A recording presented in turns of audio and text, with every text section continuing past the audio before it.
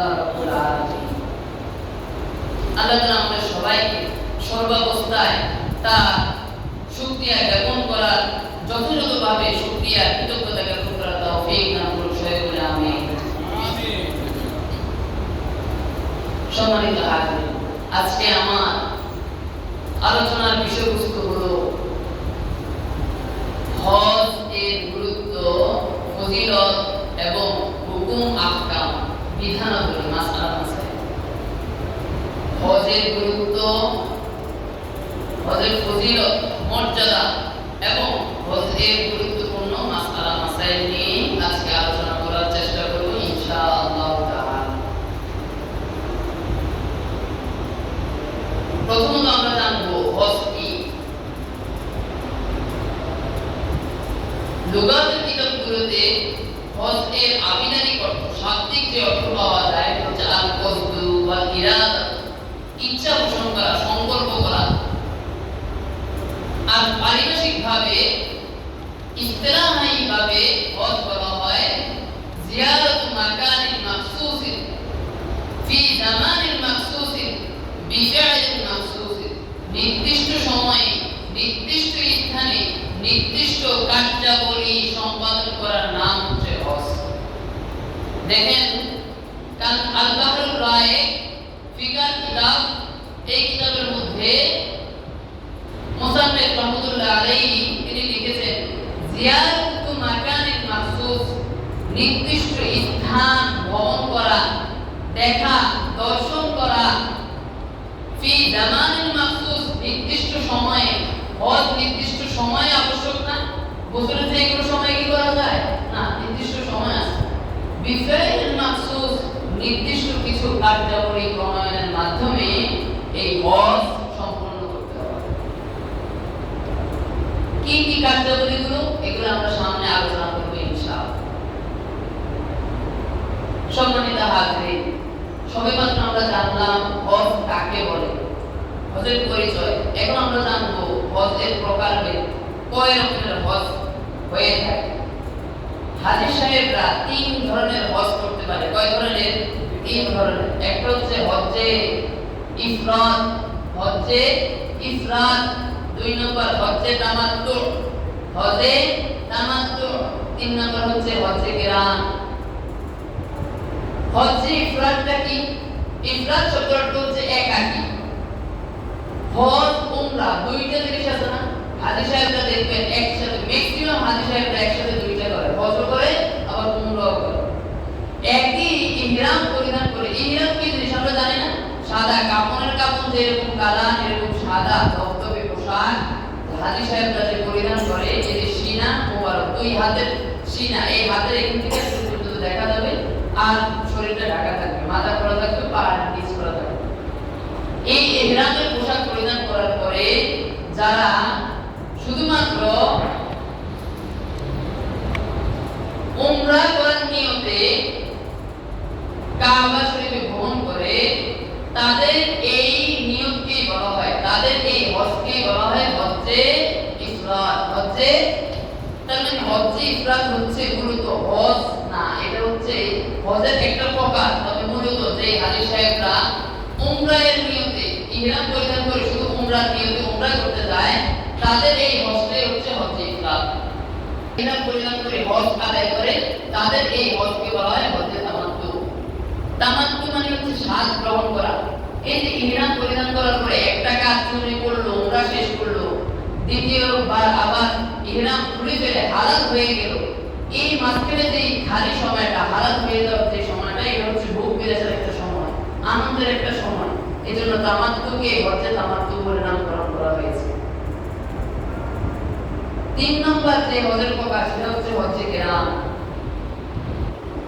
হজ্জে কিরান একসাথে দুইটা জিনিসের নিয়ম, একটা হচ্ছে হজ আর একটা হচ্ছে উমরা। যে হাজী সাহেবরা একই ইহরাম পরিধান করে একসাথে হজ এবং উমরার নিয়ত করে হজ এবং উমরা দুটোই সম্পন্ন করে, তাদের এই হজকে বলা হয় হজ্জে কিরান। হজ্জে কিরান। তাহলে তিনটা হজের আমরা নাম জানলাম, একটা হচ্ছে হজ্জে ইফরাদ, আরেকটা হচ্ছে হজ্জে তামাত্তু, আরেকটা হচ্ছে হজ্জে কিরান। যেটা শুধুমাত্র এই হজের মধ্যে শুধুমাত্র উমরার নিয়ম থাকে সেই হজকে বলা হয় ইফরাদ। যে হজের মধ্যে প্রথমত উমরার নিয়ম থাকে, উমরা শেষ করে হালাল হয়ে গিয়ে আবার হজের নিয়ম করে হজ সম্পাদন করে, এই হজকে বলা হয় হজ্জে তামাত্তু। আর যেই হজের মাঝে ইহরাম পরিধান করার পর পরে একসাথে দুটো নিয়ম থাকে হজ এবং উমরা, এবং একসাথে হাজী সাহেব দুটোই সম্পন্ন করে এই হজকে বলা হয় হজ্জে কিরান। হজ্জে কিরান সম্পর্কে আল্লাহ পাক রব্বুল আলামিন কুরআন কারীমে বলছেন, ওয়া মান ইয়াশু আন যিকরির রহমান নুকাইদ লাহু শাইতানান ফাহুয়া লাহু করিন। পরম করুণাময় রহমান তিনি, এই রহমানের জিকির থেকে যে বান্দা মুখ ফিরিয়ে নেয়, আল্লাহ রাব্বুল আলামিন বলেন আল্লাহ তাআলা তাকে শয়তানের সহচর্যে দিয়ে দেয়, শয়তানের অনুসারী বানিয়ে দেয়, শয়তানের বন্ধু বানিয়ে দেয়। ফলে সে শয়তানের সব সময় সঙ্গী হিসেবে নিয়োজিত হয়ে যায়। সম্মানিত হাজির, এখন আমরা জানবো আল্লাহ তাআলা যে হজের বিধান আমাদের উপর আরোপ করেছেন, হজ আমাদের উপর আবশ্যক করে দিয়েছেন আল্লাহ রাব্বুল আলামিন, এই হজের গুরুত্ব কি, আল্লাহ তাআলা যে আবশ্যক করেছেন এটার প্রমাণ কি, এটা আমরা এখন জানবো। আল্লাহ পাক রব্বুল আলামিন হজের গুরুত্ব গনিয়ুন আনিল আলামিন। আল্লাহ রাব্বুল আলামিন কোরআনের মধ্যে ঘোষণা দিয়ে বলছেন, আমার বান্দার মধ্যে যেই বান্দার সক্ষমতা আছে বাইতুল্লাহ আসার মতো, তার উপর আমি আল্লাহ রাব্বুল আলামিন হজকে ফরজ করে দিয়েছি। ওয়া মান কাফারা, আমি আল্লাহ রাব্বুল আলামিন বান্দাকে হজ ফরজ করার পরেও যেই বান্দা হজকে নিজের উপর ফরজ হওয়ার পরেও হজ করবে না, অস্বীকার করবে, ফাইন্নাল্লাহা গনিয়ুন আনিল আলামিন, তাহলে আমার ওই বান্দা যেন জেনে রাখে আল্লাহ রাব্বুল আলামিন জগৎবাসী থেকে মুখাপেক্ষী নন। আল্লাহ রাব্বুল আলামিন তিনি বান্দার উপর আবশ্যক করে দিয়েছেন হজকে। আমরা জানি ইসলামের রোকন হচ্ছে 5টা: কালিমা, নামাজ, রোজা, হজ, যাকাত। এই 5টা স্তম্ভের ভিতরে হজ আছে নাকি নাই? আছে না? তার মানে কালেমা লা ইলাহা ইল্লাল্লাহ, এটা যে আমরা কালিমার যে স্বীকৃতি দিলাম, তার পরবর্তী আল্লাহ তাআলা ফরজ করে দিয়েছেন নামাজকে। নামাজ যেমন ফরজ, রোজা যেমন ফরজ, যাকাত যেমন ফরজ, ঠিক তদ্রূপ যে ব্যক্তির নেশাব পরিমাণ, যে ব্যক্তি হজ করার মতো যোগ্যতা সম্পন্ন হয়েছে, যে ব্যক্তির উপর হজ ফরজ হয়েছে, ওই ব্যক্তির জন্য হজ করাটাও আবশ্যক। আল্লাহ রাব্বুল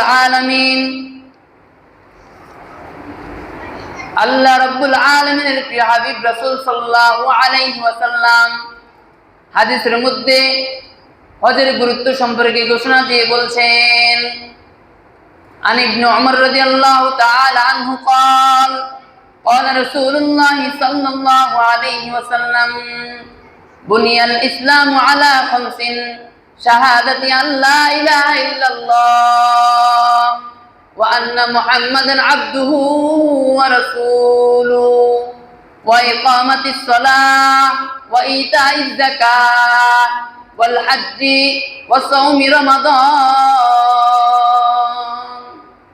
ইবনে ওমর রাদিয়াল্লাহু তাআলা বলেন, রাসূল আকরাম সাল্লাল্লাহু আলাইহি সাল্লাম বলেছেন, প্রত্যেক বান্দার উপর আল্লাহ রাব্বুল আলামিন ইসলামের খুঁটিকে বেঁধে দিয়েছেন 5টি স্তম্ভের উপর। 5টি স্তম্ভ কি? রাসূলুল্লাহ সাল্লাল্লাহু আলাইহি সাল্লাম বলতেছেন, প্রথম স্তম্ভটা হচ্ছে শাহাদাতি আল্লাহ ইলাহা ইল্লাল্লাহ, প্রত্যেক বান্দা সাক্ষী দিবে লা ইলাহা ইল্লাল্লাহ, আল্লাহ ছাড়া কোনো মাবুদ নাই, ওয়া আন্না মুহাম্মাদুর রাসূলুল্লাহ, আর মুহাম্মাদুর রাসূলুল্লাহ সাল্লাল্লাহু আলাইহি সাল্লাম আল্লাহ রাব্বুল আলামিনের বান্দা ও রাসূল। কালিমার শাহাদাত, কালিমার সাক্ষ্যটা কি? 2টা সাক্ষ্য, শাহাদাতাইন বলা হয় বা শাহাদাতান বলা হয়। 2 সাক্ষ্য কেন? একটা হচ্ছে আল্লাহ ইলাহা ইল্লাল্লাহ, আল্লাহ এক, তার কোনো শরীক নাই। দ্বিতীয় সাক্ষী হচ্ছে ওয়া আন্না মুহাম্মাদান আবদুহু ওয়া রাসূলুহু, মুহাম্মদ সাল্লাল্লাহু আলাইহি সাল্লাম তিনি আল্লাহ তাআলার বান্দা ও রাসূল। সাক্ষী কয়টা হলো? দুইটা হলো না? এজন্য বলা হয় শাহাদাতান। কি বলা হয়? শাহাদাতান। দ্বিতীয় যে ভিত, যে খুঁটি ইসলামে, সেটা হচ্ছে ইকামাতুস সালাহ, নামাজ প্রতিষ্ঠা করা। নামাজের মধ্যে যে খুশু আছে তা আদিলে আরকানগুলো যথাযথভাবে আদায় করা। 3 নম্বর হচ্ছে ইতা যাকাত, যাকাত প্রদান করা। আল্লাহ রাব্বুল আলামিন কুরআনুল কারীমে যতবার, প্রায় 83 থেকে 84 বার আল্লাহ রাব্বুল আলামিন কুরআনে নামাজের কথা বলেছেন। ঠিক যতবার নামাজের কথা বলেছেন, নামাজের সাথে সাথে আল্লাহ তাআলা যাকাতের কথাও বলেছেন। 4 নম্বর যে খুঁটি সেটা হচ্ছে ওয়াল হজ, অর্থাৎ বাইতুল্লাহ তাওয়াফ করা। আল্লাহ তাআলা যার উপর, যাকে ধন সম্পদ দিয়েছেন, যার উপর ফরজ হয়েছে, এমন ব্যক্তির জন্য বাইতুল্লাহ তাওয়াফ করা, হজ করা এটা আবশ্যক। 5 নম্বর হচ্ছে ওয়াসাউম রমাদান, রমজানের রোজা রাখা। এই 5টি স্তম্ভ, 5টি ভিত্তি, 5টি বুনিয়াদের উপর ইসলামকে প্রতিষ্ঠিত করা হয়েছে। এখন আমরা যারা ঘর নির্মাণ করি, একটা ঘর, মনে করেন আমি একটা ঘর বানাবো, এই ঘরের জন্য 4টা বুনিয়াদ লাগবে, 4টা পিলার লাগবে। 4টা পিলার আমি গাড়ালাম মাটির মধ্যেই, সেটা গাড়ালাম, কিন্তু ভূমিকম্পর কারণে বা ঘূর্ণিঝড়ের কারণে একটা খুঁটি ভেঙে গেল, আমার ঘর কি পরিপূর্ণভাবে বানানো সম্ভব হবে? ঠিক ইসলামকে আল্লাহ রাব্বুল আলামিন এরকম 5টা বুনিয়াদের উপর দণ্ডায়মান করেছেন। প্রত্যেক মুসলিমের উপর আবশ্যক হচ্ছে এই 5টা বুনিয়াদের উপর যথাযথভাবে আমল করা। কেউ যদি এজ এ মুসলিম, একজন মুসলিম হিসেবে আমি যদি একটা ভিত্তি ভালোভাবে আদায় করতে না পারি, তাহলে আমি নিজেকে পূর্ণাঙ্গ মুসলিম হিসেবে দাবি করতে পারবো না। একটু আগেই আমরা বলছি, ঘরের 4টা খুঁটির মধ্যে যদি একটা খুঁটি পড়ে যায়, তাহলে ওই ঘরকে যেরকম ভাবে আমি পরিপূর্ণভাবে সুন্দরভাবে ফুটিয়ে তুলতে পারবো না, তৈরি করতে পারবো না। ঠিক আমি মুসলিম হিসাবে ইসলামের 5টা খুঁটি থেকে যদি একটা খুঁটি বাদ দিয়ে দিই, তাহলে আমি নিজেকে পরিপূর্ণ মুসলিম দাবি করতে পারবো না। এজন্য 5টা ভিত্তির উপর ভালোভাবে আমল করতে হবে। প্রথম ভিত্তিটা কি? কালিমার সাক্ষী, শাহাদাত, যেটা আমরা ভূমিষ্ঠ হওয়ার আগেই আলমে আরওয়াহাতে দিয়ে এসেছি। আল্লাহ তাআলা রূহের জগতের মধ্যে, এই পৃথিবীতে আসার আগে একটা জগৎ ছিল, যে জগতের নাম হলো আলমে আরওয়াহ। আলমে, সবাই মুখস্থ রাখবেন, আলমে আরওয়াহ, যেটাকে বলে রূহের জগৎ। সেখানে আল্লাহ তাআলা হিন্দু, মুসলিম, বেদিন, খ্রিস্টান যারা আছে এই পৃথিবীতে, যাদের এখন বসবাস, সবাইকে আল্লাহ তাআলা একসাথে সৃষ্টি করেছিলেন। সৃষ্টি করে আল্লাহ ঘোষণা দিচ্ছেন, তাদের কাছ থেকে স্বীকৃতি নিয়েছেন, আলাস্তু বিরব্বিকুম, আমি তোমাদের রব না? তখন সবাই আমরা সমস্বরে বলেছিলাম, কলু বালা, হ্যাঁ অবশ্যই আপনি আমাদের রব। ওই আলমে আরওয়াহতেই আমরা স্বীকৃতি দিয়ে এসেছি যে আল্লাহ তাআলাই আমাদের রব, আর মুহাম্মদুর রাসূলুল্লাহ আমাদের শ্রেষ্ঠ রাসূল, সর্বশেষ নবী ও রাসূল। দ্বিতীয় যে বুনিয়াদ সেটা হচ্ছে নামাজ প্রতিষ্ঠা করা। তৃতীয়টা হচ্ছে হজ। চতুর্থটা হচ্ছে তা বাইতুল্লাহর যে জিয়ারত। পঞ্চমটা হচ্ছে কি? সওমে রমাদান, রমজানের রোজা রাখা। এই 5টা বুনিয়াদের উপর আমরা যথাযথভাবে আমল করার সব সময় চেষ্টা করব ইনশাআল্লাহ। আল্লাহ রাসূল সাল্লাল্লাহু আলাইহি সাল্লাম হাদিসের মধ্যে বলেন, কোন ব্যক্তির উপর যদি হজ ফরজ হয়ে যায়, তাহলে তার জন্য আবশ্যক হচ্ছে, তার করণীয় হচ্ছে সাথে সাথেই যেন সে হজ আদায় করে ফেলে। কেননা একজন ব্যক্তি সে অসুস্থ হতে পারে। এখন আমি আপনি সুস্থ আছি, একটু পরে যে অসুস্থ হব না, এটার কোনো গ্যারান্টি আছে না। এজন্য রাসূলুল্লাহ বলতেছেন, যে বান্দার উপর হজ ফরজ হবে সে যেন সাথে সাথেই হজ করে ফেলে। কারণ ব্যক্তি সে এখন সুস্থ আছে, একটু পরে সে অসুস্থ হয়ে যেতে পারে। তারপরে আরেকটা কারণ রাসূল বলেছেন যে একজন ব্যক্তি এখন জীবিত আছে, একটু পরে যে সে জীবিত থাকবে এটার কোনো গ্যারান্টি নেই। কুল্লু নাফসিন যায়িকাতুল মাউত, ইযা জাআ আজালুহুম লা ইস্তাখিরুনা সাআতান ওয়া লা ইস্তাকদিমুন। মৃত্যু যখন চলে আসবে তখন 1 সেকেন্ড আগেও হবে না, 1 সেকেন্ড পরেও হবে না। ঠিক যখন যে সময় যে স্থানে আল্লাহ তাআলা আমাদের মৃত্যু লিপিবদ্ধ করে রেখেছেন, ঠিক সেই জায়গায় সেই সময়ে হবে। এতে কোনো ডাউট আছে, কোনো সন্দেহ আছে আমাদের? মৃত্যু যে হবে এটা নিশ্চিত। তারপরে রাসূল বলতেছেন, যে সম্পদের কারণে ব্যক্তির উপর হজ ফরজ হয়েছে, এই সম্পদটা হয়তোবা নির্দিষ্ট সময় পরে তার শেষও হয়ে যেতে পারে। এই জন্য যখন তার উপর হজ ফরজ হবে তখনই তার জন্য আবশ্যক হচ্ছে তাৎক্ষণিক সে যেন হজ করে ফেলে। রাসূলুল্লাহ সাল্লাল্লাহু আলাইহি ওয়াসাল্লাম হাদিসের মধ্যে ঘোষণা দিয়ে বলছেন, আন ইবনে আব্বাস রাদিয়াল্লাহু তাআলা আনহু قال قال رسول الله صلى الله عليه وسلم من أراد الحج فليتعجل। রাসূল সাল্লাল্লাহু আলাইহি সাল্লাম বলেন, যে ব্যক্তি হজের ইচ্ছা পোষণ করে, বাইতুল্লাহ তাওয়াফ করার ইচ্ছা পোষণ করে, ফালিয়াতাআজ্জাল, সে যেন খুব দ্রুতই তার হজকে সেরে নেয়। ফাইন্নাহু ক্বাদ ইয়ামরুদুল মারিদ, কেননা মানুষ যে কোনো সময় অসুস্থ হয়ে যেতে পারে। ওয়া তাদিল্লুদ দাল্লা, এবং তার প্রয়োজনীয় জিনিস বিলুপ্ত হয়ে যেতে পারে। হজে যাওয়ার জন্য তার যে সরঞ্জামাদি প্রয়োজন, ওই সরঞ্জামাদি আসবাবপত্র তার বিলুপ্ত হয়ে যেতে পারে, নিঃশেষ হয়ে যেতে পারে। ওয়া তারিদুল হাজা, এবং কখনো তার হঠাৎ অপরিহার্য প্রয়োজন চলে আসতে পারে, যা তাকে বাইতুল্লাহ তাওয়াফ করার জন্য বাধাগ্রস্ত করবে। এজন্য রাসূল বলতেছেন যে এই নানাবিধ কারণেই ব্যক্তির জন্য আবশ্যক হচ্ছে, তার উপর যখন হজ ফরজ হবে তখন তার জন্য আবশ্যক হচ্ছে সে যেন সাথে সাথেই হজটাকে সেরে নেয়, হজ যেন সাথে সাথেই সে আদায় করে। কারণ ব্যক্তি যে কোনো সময় অসুস্থ হয়ে যেতে পারে, যে কোনো সময় তার মৃত্যু চলে আসতে পারে, যে কোনো সময় হজে যাওয়ার জন্য তার যে টাকা পয়সা দরকার, আসবাবপত্র দরকার, জিনিসপত্র দরকার, এগুলো শেষ হয়ে যেতে পারে। ডাকাত দল যে কোনো সময় চাইলে তাকে ধরে ফেলতে পারে না। এজন্য রাসূল সাল্লাল্লাহু আলাইহি ওয়াসাল্লাম বলতেছেন, যখন একজন ব্যক্তির উপর হজ ফরজ হবে তার জন্য আবশ্যক হচ্ছে সে যেন সাথে সাথেই হজকে আদায় করে নেয়। মনে রাখতে হবে, একজন ব্যক্তির উপর হজ ফরজ হওয়ার জন্য সব সরঞ্জামাদি আছে, টাকা পয়সা আছে, এই যে তার উপর হজ ফরজ হলো, কোনো কারণে তার এই টাকা শেষ হয়ে গেল কিছুদিন পর, কিন্তু এটা ভাবার উপায় নাই যে হজের যে ফরজিয়াত এটা আপনার উপর থেকে চলে গেছে, না, এটা ভাবার কোনো উপায় নেই। হজ যে একবার ফরজ হয়েছে, এই ফরজ আপনার মৃত্যুর আগ পর্যন্ত আপনার কাঁধের উপর বয়ে বেড়াতে হবে। যদি না করেন জীবনে একবার, তাহলে এই যে ফরজিয়াত যে হলো, একবার যে ফরজ হয়ে গেছে, এর গুনাহ নিয়েই কিন্তু কবরে যাইতে হবে। এখন আমরা একটু আগেই বলছি, হজ কি নফল না ফরজ? একটু আগেই আমরা বলছি ফরজ না। ফরজ বিধান, এটা কি হেলা খেলা করার সুযোগ আছে? হেলায় খেলায় এটা এড়িয়ে দেওয়ার সুযোগ আছে? না, সুযোগ নেই। যেগুলো আল্লাহ তাআলা আমাদের উপর ফরজ করেছেন, যে ইবাদতগুলো আল্লাহ তাআলা আমাদের উপর আবশ্যক করেছেন, এগুলা পরিপূর্ণভাবে আদায় করা আমাদের জন্য ফরজ, আবশ্যক। এতে বিন্দু মাত্র ছাড় নাই। যদি এতে বিন্দু মাত্র আমরা কোন রকম গড়িমসি করি, তাহলে কবরের জিন্দেগি থেকেই এর আযাব আমাদেরকে বয়ে বেড়াতে হবে। পরকালের জীবনে তো আছেই। পরকালের প্রথম স্টেপ হচ্ছে কবর। পরকালের প্রথম স্টেপ কি? কবর। আপনার পরকালটা কেমন হবে এটা আপনি কবরে যাওয়ার পরেই জানতে পারবেন। মুনকার নাকির যখন আসবে, এসে যখন আপনাকে জিজ্ঞেস করবে, মান রব্বুকা, তোমার রব কে? যে ব্যক্তি মুমিন সে জবাব দিয়ে দিবে, রব্বি আল্লাহ।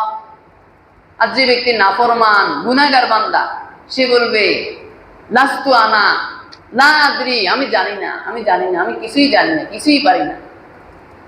দ্বিতীয় প্রশ্ন মুনকার নাকিররা করবে, ওমান দীনুকা, তোমার দিন কি? যে ব্যক্তি মুমিন সে বলবে, দীনই আল ইসলাম, আমার দিন হলো কি? ইসলাম। আমাদের সবার দিন কি? ইসলাম না? আর যে ব্যক্তি নাফরমান সে বলবে, লা আদরি, আমি জানি না। রাসূলুল্লাহর সূরত আকৃতি এভাবে ধরে ফেরেশতারা জিজ্ঞেস করবেন, মা হাজার রাসূল, এই লোকটি কে? যে ব্যক্তি মুমিন সে বলবে, হাজা রাসূলি বা হাজা রাসূলুল্লাহি সাল্লাল্লাহু আলাইহি ওয়াসাল্লাম। কিন্তু যে ব্যক্তি নাফরমান সে বলবে, লা আদরি, আমি জানি না। এজন্যই আমরা ফজরের পরে সবসময় দোয়া করি। রাসূলুল্লাহ এই দোয়া শিখিয়েছেন, রাদিতু বিল্লাহি রাব্বা ওয়া বিল ইসলামি দীনা ওয়া বি মুহাম্মাদিন সাল্লাল্লাহু আলাইহি ওয়াসাল্লাম নাবিয়্যান ওয়া রাসূলা। রাদিতু বিল্লাহি রাব্বা, আমি রব হিসেবে আল্লাহকে পেয়ে সন্তুষ্ট। আমরা সবাই আল্লাহকে রব হিসেবে পেয়ে সন্তুষ্ট না? অবিল ইসলামী দীনা, আর দিন হিসেবে ইসলামকে পেয়ে সন্তুষ্ট। অবি মুহাম্মাদিন সাল্লাল্লাহু আলাইহি ওয়াসাল্লাম নবিয়্যান ওয়া রাসূলা, আর রাসূলুল্লাহ সাল্লাল্লাহু আলাইহি ওয়াসাল্লামকে নবী হিসেবে পেয়ে আমরা সন্তুষ্ট। যারা কাফের, বেদিন, মুশরিক, হিন্দু সম্প্রদায়, আমাদের আশেপাশে আমাদের হিন্দু সম্প্রদায়ের ভাইরা আছে। হিন্দু সম্প্রদায়ের ভাইদের চিতা খোলা আছে না, যেখানে তাদেরকে দাফন করা হয়। এই চিতা খোলা যেদিন তাদের কোনো লোক মারা যাবে, ওই দিন কমপক্ষে চিতা খোলায় যাওয়ার চেষ্টা করবেন, শিক্ষা নেওয়ার জন্য, দেখার জন্য, উপভোগ করার জন্য না, শিক্ষা নেওয়ার জন্য যাবেন। কিভাবে তাদেরকে পোড়া দেয়া হয়, কিভাবে রাখা হয় মাটি কুড়ে, এটা দেখে শিক্ষা নেওয়ার জন্য যাবেন, উপভোগ করার জন্য না। তাহলে বুঝতে পারবেন যে আল্লাহ তাআলা আমাকে আপনাকে কেমন ধর্মের মধ্যে আল্লাহ তাআলা আমাকে আর আপনাকে দীক্ষিত করেছেন। শুকরিয়া জ্ঞাপন করে এটা কখনো শেষ করা যাবে না। মুসলিম ব্যক্তি, যে ব্যক্তি জীবনে একবার কালিমার স্বীকৃতি দিয়েছে মুখে, তার জন্য অবশ্যই অবশ্যই জান্নাত নির্ধারিত, এতে কোনো সন্দেহ নাই। দুনিয়াতে আমি আপনি গুনাহ করতেছি, এই গুনাহের শাস্তি আল্লাহ তাআলা প্রাথমিক অবস্থায় বান্দাকে ভোগ করাবেন কাল হাসরের ময়দানে, প্রাথমিকভাবে জাহান্নামে দিবেন।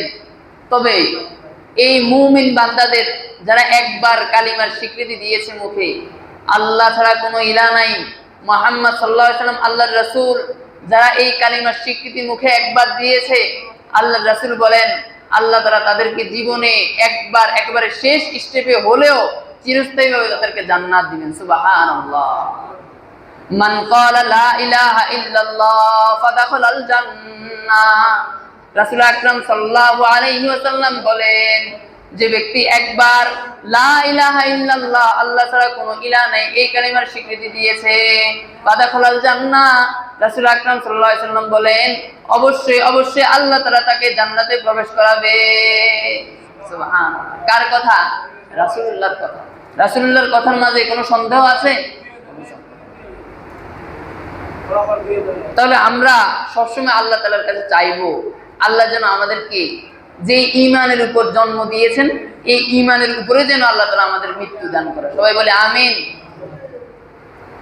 ঈমানের পথে অবিচল থেকে আমার মরণ যেন হয়, ঈমানের পথে অবিচল থেকে আমার মরণ যেন হয়, ঈমানের পথে অবিচল থেকে আমার মরণ যেন হয়। সবাই বলে আমিন।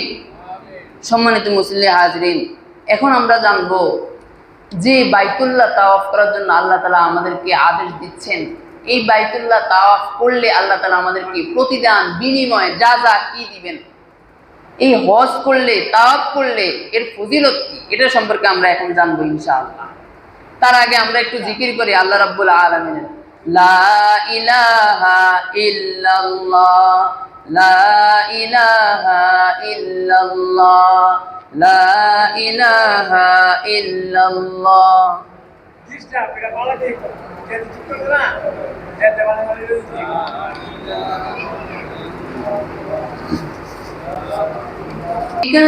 كسينها لا إله إلا الله، لا إله إلا الله، لا إله সবাই إلا الله، لا إله إلا الله खुदी है तेग फसा, ला इलाहा इल्लल्लाह, ला इलाहा इल्लल्लाह, ला इलाहा इल्लल्लाह, ला इलाहा ইল্লাল্লাহ।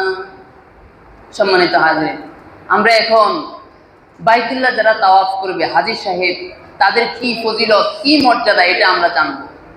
রাসূল আকরাম সাল্লাল্লাহু আলাইহি সাল্লাম হাদিসের মধ্যে ঘোষণা দিয়ে বলছেন, যে ব্যক্তি বাইতুল্লাহ তাওয়াফ করবে আল্লাহ রাব্বুল আলামিন তাকে নবজাতক শিশুর মতো তার গুনাহ খাতা মাফ করে দিবে।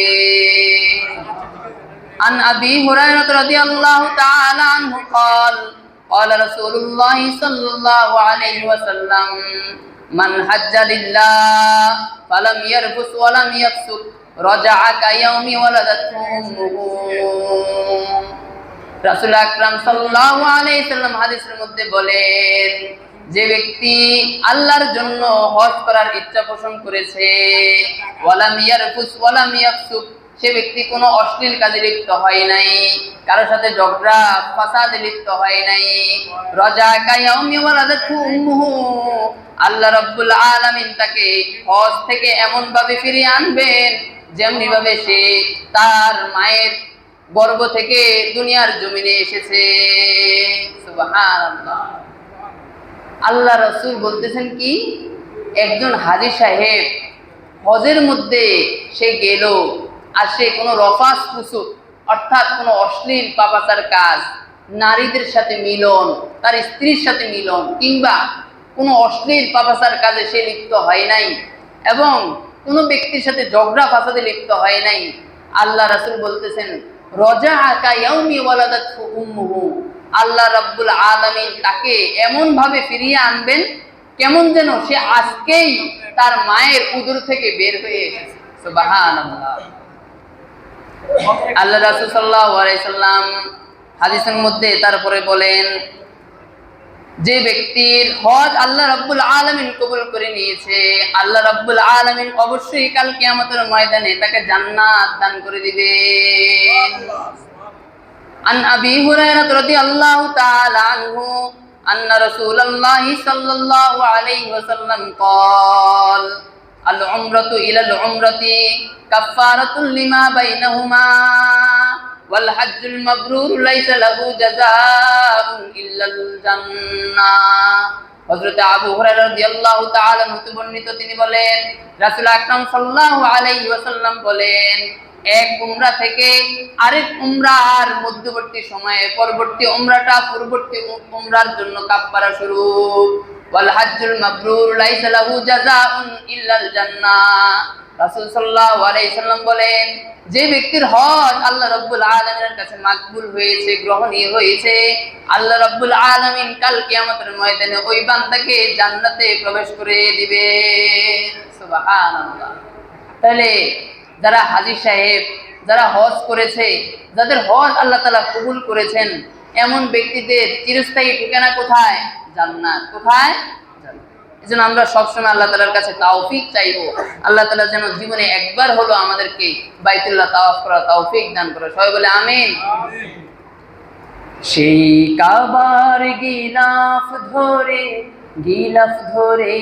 যেন বলতে পারি, সেই কাবার গিলাফ ধরে যেন বলতে পারি, আমি বান্দা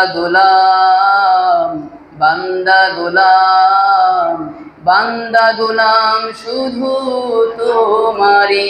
সেই কাবার গিলাফ ধরে যেন বলতে পারি, সেই কাবার গিলাফ ধরে যেন বলতে পারি। সবাই বলে আমিন। আল্লাহ তাআলা আমাদের সবাইকে জীবনে একবার হলো খানায়ে কাবা তাওয়াফ করার তৌফিক দান করুন। সবাই বলে আমিন। আল্লাহ রাসূল সাল্লাল্লাহু আলাইহি সাল্লাম হাজীদের যে মর্যাদা, যে শান, যে শৌকত, যে ফজিলত, এই সম্পর্কে রাসূল সাল্লাল্লাহু আলাইহি সাল্লাম হাদিসের মধ্যে আরো ঘোষণা দিয়ে বলছেন, যারা বাইতুল্লাহ তাওয়াফ করবে, তাওয়াফ করার সময় মুখে যে তালবিয়া পাঠ করবে, রাসূল সাল্লাল্লাহু আলাইহি সাল্লাম বলেন, হাজী সাহেবরা যখন মুখে তালবিয়া পাঠ করে, লাব্বাইক আল্লাহুম্মা লাব্বাইক লাব্বাইক লা শারীকা লাকা লাব্বাইক ইন্নাল হামদা ওয়ান নি'মাতা লাকা ওয়াল মুলক লা শারীকা লাকা লাব্বাইক, একজন হাজী সাহেব বাইতুল্লাহ তাওয়াফ করার সময় যতবার তালবিয়া পাঠ করবে মুখে, রাসূল সাল্লাল্লাহু আলাইহি সাল্লাম বলেন তখন মক্কার চতুর্দিকে থাকা যত গাছ গাছালি আছে, মক্কার চতুর্দিকে থাকা যত মাটি আছে, সবাই ওই তাওয়াফকারীর সাথে তালবিয়া পাঠ করতে থাকে। সুবহানাল্লাহ। عن سهل بن سعد رضي الله تعالى عنه قال قال رسول الله صلى الله عليه وسلم ما من مسلم يلبي إلا لبى من عن يمينه أو عن شماله من حجر أو شجر أو مدر حتى تنقطع الأرض من ها هنا وها هنا। রাসূল আকরাম সাল্লাল্লাহু আলাইহি সাল্লাম বলেন, একজন হাজী সাহেব যতবার বাইতুল্লাহর চারপাশে তাওয়াফ করে আর যতবার মুখ দিয়ে তালবিয়া পাঠ করে, তার তালবিয়া পাঠ করার সাথে সাথে বাইতুল্লাহর চতুর্দিকে থাকা বৃক্ষরাজি, পাথর, মাটি সবাই ওই তাওয়াফকারীর সাথে তালবিয়া পাঠ করতে থাকে। এমনকি পৃথিবীর এক প্রান্ত থেকে অন্য প্রান্তে সকল জায়গাটা আল্লাহ রাব্বুল আলামিন তালবিয়া পাঠকারী ফেরেশতাদের নিয়োজিত করে দেন। সুবহানাল্লাহ। ফজিলতের অভাব নাই, ফজিলতের শেষ নাই হাজী সাহেবদের। আল্লাহ রাসূল সাল্লাল্লাহু আলাইহি সাল্লাম তার পরবর্তী আরেকটি হাদিসের মধ্যে রাসূল সাল্লাল্লাহু আলাইহি সাল্লাম বলেন যে বাইতুল্লাহে তাওয়াফ করা, হজ করা এটা হচ্ছে সর্বশ্রেষ্ঠ একটি আমল। রাসূলুল্লাহ সাল্লাল্লাহু আলাইহি সাল্লামকে জিজ্ঞেস করা হলো আইয়ুল আমালি আফদল, কোন আমলটা সর্বোত্তম? সুইলা রাসূলুল্লাহ সাল্লাল্লাহু আলাইহি সাল্লাম আইয়ুল আমালি আফদল, রাসূলকে জিজ্ঞেস করা হয়েছে ইয়া রাসূলুল্লাহ আইয়ুল আমালি আফদল, আমলগুলোর মধ্যে সবচেয়ে সর্বোত্তম, সবচেয়ে প্রিয় আল্লাহ তাআলার কাছে এটা কোনটা? ক্বালা রাসূলুল্লাহ সাল্লাল্লাহু আলাইহি সাল্লাম, রাসূল সাল্লাল্লাহু আলাইহি সাল্লাম বলতেছেন ঈমান বিল্লাহি ওয়া রাসূলিহি, সর্বশ্রেষ্ঠ যে ইবাদত, যে আমল সেটা হচ্ছে আল্লাহ এবং তার রাসূলের প্রতি ঈমান আনা, বিশ্বাস স্থাপন করা। কিলা সুম্মা মাজা, পরবর্তীতে রাসূলকে জিজ্ঞেস করা হলো তারপরে কি? তখন রাসূল সাল্লাল্লাহু আলাইহি সাল্লাম বলতেছেন আল জিহাদু ফি সাবিলিল্লাহ, আল্লাহর রাস্তায় জিহাদ করা। কিলা সুম্মা মাজা, পরবর্তীতে জিজ্ঞেস করা হলো তারপর কি ইয়া রাসূলুল্লাহ? ক্বালা রাসূলুল্লাহ সাল্লাল্লাহু আলাইহি ওয়াসাল্লাম, রাসূল সাল্লাল্লাহু আলাইহি ওয়াসাল্লাম বললেন আল হজ্জুল মাবরুর, কবুল হজ আল্লাহ রাব্বুল আলামিনের কাছে প্রিয়। তাহলে সর্বশ্রেষ্ঠ যে আমলগুলো আল্লাহ তাআলার কাছে, তার মধ্যে একটি হচ্ছে কি বাইতুল্লাহ তাওয়াফ করা। আল্লাহ তাআলা আমাদেরকে তৌফিক দান করুন। রাসূল সাল্লাল্লাহু আলাইহি ওয়াসাল্লাম হাদিসের মধ্যে ঘোষণা দিয়ে বলছেন যে হাজী সাহেব যারা আছে তারা হলো আল্লাহ তাআলার মেহমান। কাদের মেহমান? কার মেহমান? আল্লাহর মেহমান। কারা? যারা হাজী সাহেব তারা। আন আবি হুরায়রা রাদিয়াল্লাহু তাআলা আনহু قال قال رسول الله সাল্লাল্লাহু আলাইহি ওয়াসাল্লাম, হযরত আবু হুরায়রা রাদিয়াল্লাহু তাআলা থেকে বর্ণিত, তিনি বলেন রাসূল সাল্লাল্লাহু আলাইহি ওয়াসাল্লাম বলেছেন ওয়াফদুল্লাহি তালাতাতুন, আল্লাহ তাআলার প্রতিনিধি হলো তিনটা। আল্লাহ তাআলার প্রতিনিধি হলো তিন দল। নাম্বার 1 আল গাজী, যারা আল্লাহর রাস্তায় জিহাদ করে তাদেরকে বলা হয় কি? গাজী। যারা জিহাদ করে শহীদ হয় নাই কিন্তু জিহাদ করেছে আবার জীবিত রয়েছে এমন ব্যক্তিদেরকে বলা হয় কি? গাজী। গাজী নাম শুনেছেন না আপনারা? ওটা আরবিতে গাজী। তো রাসূল বলতেছেন ওয়াফদুল্লাহি সালাসা, আল্লাহর প্রতিনিধি হলো তিনটা। একটা হচ্ছে গাজী, 2 নম্বর হচ্ছে ওয়াল হাজ্জু, হাজী সাহেবগণ, ওয়াল মুতামির, 3 নম্বর হচ্ছে যারা উমরা করে তারা। এই তিন ব্যক্তি গাজী, হাজী আর হচ্ছে উমরাকারী, এই তিন ব্যক্তি হচ্ছে ওয়াফদুল্লাহ, আল্লাহর প্রতিনিধি। হজে যারা মৃত্যুবরণ করবে আল্লাহর রাসূল সাল্লাল্লাহু আলাইহি ওয়াসাল্লাম বলেন তাদের চিরস্থায়ী ঠিকানা হচ্ছে জান্নাত। আমরা সব সময় প্রায় সময় শুনি প্রতি বছর যখন হাজী সাহেবরা হজ করতে যায়, অনেক হাজী সাহেবরা ওই বাইতুল্লাহর ভিতরেই, হেরাম শরীফের ভিতরেই ওইখানেই মৃত্যুবরণ করে, এরকম আমরা শুনি না? অনেকে দেখছি না? তো আল্লাহ তাআলা তাদের সবাইকে বিনা হিসেবে কাল কিয়ামতের ময়দানে জান্নাতে দাখিল করাবেন, প্রবেশ করাবেন। তাদের যেই ইচ্ছা, যে পরিকল্পনা ছিল সেটা হচ্ছে কি? আল্লাহ তাআলার ঘর তাওয়াফ করবে, দেখবে, হাজারে আসওয়াদ, রুকনি ইয়ামানি এগুলো হাত দিয়ে স্পর্শ করবে। কাবা শরীফ চোখ দিয়ে কেউ দেখলে, স্পর্শ করার ছাড়াই চোখ দিয়ে যদি দেখেই, আল্লাহ রাসূল সাল্লাল্লাহু আলাইহি ওয়াসাল্লাম হাদিসে বলে আল্লাহ তাআলা তার চোখের জ্যোতি বৃদ্ধি করে দিবেন। সুবহানাল্লাহ। 3 কারণে চোখের জ্যোতি বৃদ্ধি হয়। কয় কারণে? 3 কারণে। একটা হচ্ছে সবুজ ঘাসপালার উপরে খালি পায়ে হাঁটলে, 2 নম্বর বাইতুল্লাহ কাবা শরীফ সরাসরি চোখে দেখলে, 3 নম্বর হচ্ছে মায়ের চেহারার দিকে নেক নজরে তাকালে। কয়টা কারণে চোখের জ্যোতি বাড়ে? 3টা কারণে। মুরব্বী বাবারা, যুবক ভাইরা খেয়াল রাখবেন, 3টে কারণে চোখের জ্যোতি বৃদ্ধি পায়। একটা হচ্ছে সবুজ ঘাসের উপরে খালি পায়ে হাঁটলে, 2 নম্বর বাইতুল্লাহ কাবা শরীফ সরাসরি দেখলে, 3 নম্বর হচ্ছে মায়ের চেহারার দিকে নেক নজরে তাকালে। আল্লাহ তাআলা আমাদেরকে বাইতুল্লাহ জীবনে একবার হলো তাওয়াফ করার তৌফিক দান করুন। বাইতুল্লাহ তাওয়াফের যে ফজিলত, এই ব্যাপারে রাসূল সাল্লাল্লাহু আলাইহি ওয়াসাল্লাম হাদিসের মধ্যে বলতেছেন, মান তাওয়াফা বিল বাইতি ওয়া সাল্লা রাকাতাইন কানা কাইতি রাকাবা।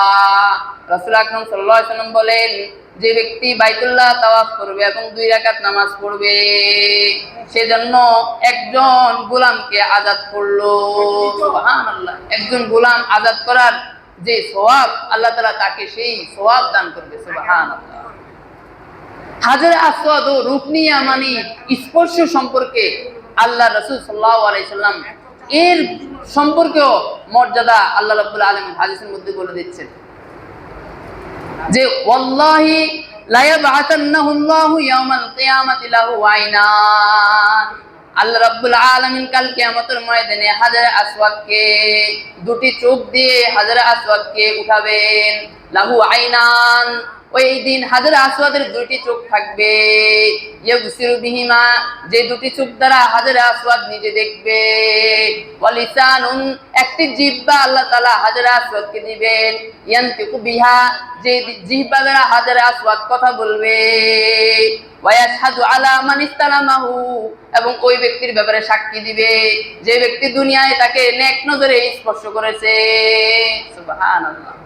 তাহলে হাজরে আসওয়াদ, রুকনি ইয়ামানি, এগুলো স্পর্শ করার ফজিলত আছে না নাই? হাজরে আসওয়াদের পাশে একেবারে কর্নারে এই রুকনি ইয়ামানি অবস্থিত। রাসূল সাল্লাল্লাহু আলাইহি ওয়াসাল্লাম যতবার কাবা শরীফ তাওয়াফ করেছেন, যতবার হজ করতে গিয়েছেন, প্রত্যেকবারে হাজরে আসওয়াদ এবং রুকনি ইয়ামানি স্পর্শ করেছেন। জমজমের যে পানি, এই জমজমের পানি পান করার ফজিলতের ব্যাপারে রাসূল সাল্লাল্লাহু আলাইহি ওয়াসাল্লাম হাদিসের মধ্যে ঘোষণা দিয়ে বলছেন, খায়রু মাইন আলা ওয়াজহিল আরদি মাউ জমজম। দুনিয়ার মধ্যে যত পানি আছে, রাসূল সাল্লাল্লাহু আলাইহি ওয়াসাল্লাম বলেন, এই সব পানির মধ্যে সর্বশ্রেষ্ঠ পানি যেটি, সেটি হচ্ছে জমজমের পানি। সব পানি বসে পান করতে হয়। পানি পান করার 5টি সুন্নত, 5টি সুন্নতের মধ্যে একটি হচ্ছে বসে পান করা। কিন্তু জমজমের পানি পান করার ক্ষেত্রে ভিন্ন। রাসূলুল্লাহ বলতেছেন, জমজমের পানি পান করাটা, এটা দাঁড়িয়ে পান করাটা হচ্ছে সুন্নত। দাঁড়িয়ে পান করা কি সুন্নত, জমজমের পানির ক্ষেত্রে এটা হচ্ছে সম্পূর্ণ ব্যতিক্রম। ওয়া ফীহি তুআমুন মিনাত তুআম, রাসূল সাল্লাল্লাহু আলাইহি ওয়াসাল্লাম বলতেছেন, জমজমের পানির মধ্যে সব খাবারের স্বাদ আল্লাহ তাআলা দিয়ে দিয়েছে। ওয়া সুকামুন মিনাস সুকাম, আর রাসূল সাল্লাল্লাহু আলাইহি ওয়াসাল্লাম বলতেছেন যে জমজমের পানি এটা ব্যক্তির সব রোগকে নিরাময়কারী। সুবহানাল্লাহ।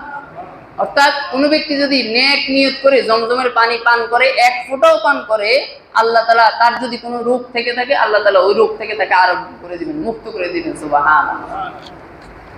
তাহলে যারা হাজী সাহেব, আমরা যারা হজ করতে যাব বা পূর্বে গিয়েছি, এই বিধানাগুলি আমাদের খেয়াল রাখতে হবে।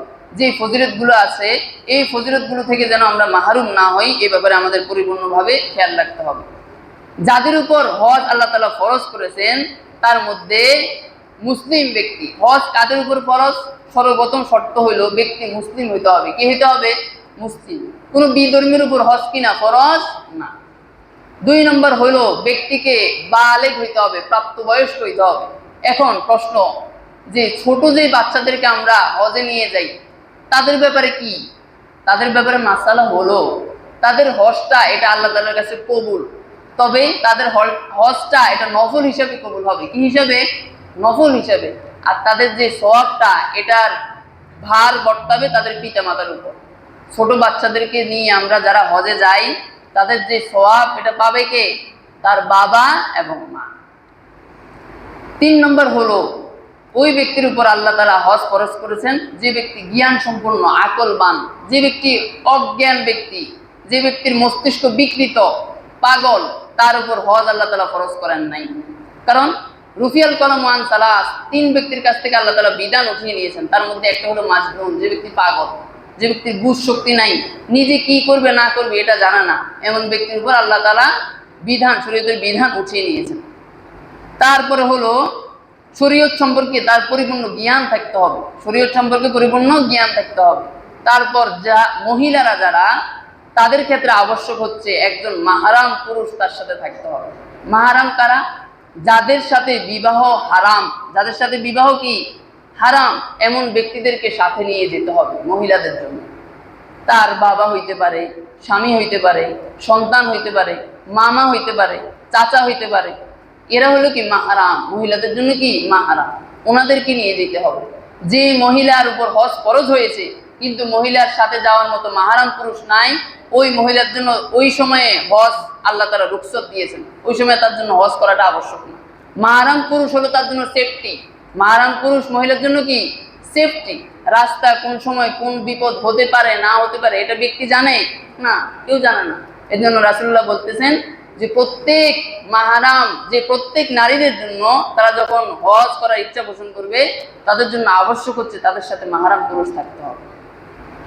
হজের যে ফরজগুলো আছে, তাওয়াফে জিয়ারত, তাওয়াফ বাইতুল্লাহ চারপাশে যে তাওয়াফ করা, তারপর ইহরাম পরিধান করা, প্রথমত ইহরাম পরিধান করা, বাইতুল্লাহ তাওয়াফ করা, এইগুলা হচ্ছে কি হজের ফরজ। হজের ওয়াজিব, ওয়াজিবের ভিতরে রমিউল জিমার, ওই যে শয়তানের যে কঙ্কর নিক্ষেপ করা, পাথর নিক্ষেপ করা, এটা হচ্ছে রমিউল জিমার। তারপর হচ্ছে আস-সা'য়ু বাইনা সাফা ওয়াল মারওয়া, সাফা এবং মারওয়ার মাঝে সাই করা, দৌড়ানো 7 বার 7 চক্কর। এই দৌড়ানো, সাই, সাফা মারওয়ায় সাই করা, হলক মাথা মুন্ডানো, এগুলো হচ্ছে কি হজের ওয়াজিব। আল্লাহ রাব্বুল আলামিন আমাদেরকে হজের যে বিধানাগুলো বলা হয়েছে, হজের যে ফজিলত বলা হয়েছে, আল্লাহ তাআলা এইগুলো ভালোভাবে বুঝে আল্লাহ তাআলা আমাদেরকে পরিপূর্ণভাবে আমল করার তৌফিক দান করুক। সবাই বলে আমিন। জীবনে একবার হলেও আল্লাহ রাব্বুল আলামিনের ঘরে তাওয়াফ করার তৌফিক আল্লাহ তাআলা আমাদের সবাইকে দান করুক। সবাই বলে আমিন।